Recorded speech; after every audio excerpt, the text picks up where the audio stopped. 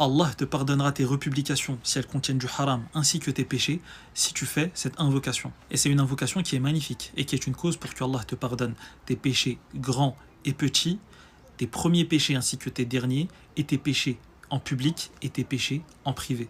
Avant que je mentionne cette invocation, republie et partage cette vidéo. Si par ta cause juste une seule personne met en pratique cette invocation, tu obtiendras énormément de bonnes actions, Inch'Allah. Et il faut savoir aussi que c'est une invocation que le prophète sallallahu alayhi wa sallam faisait lorsqu'il était prosterné.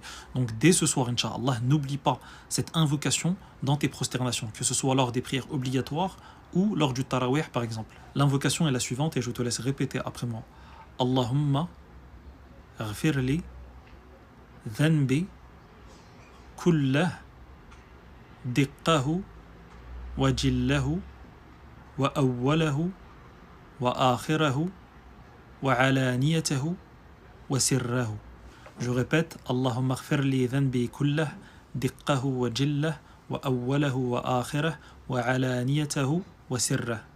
Ce qui signifie, ô Allah, pardonne-moi mes péchés, petits et grands, les premiers et les derniers, qu'ils soient faits publiquement ou en secret. Et bien évidemment, il faut suivre cette invocation d'un repentir qui est sincère, que ce soit pour les republications, par exemple le fait de les retirer, ou pour les autres péchés, c'est-à-dire invoquer Allah Azza wa Jal par cette invocation et faire les efforts pour arrêter le péché en question.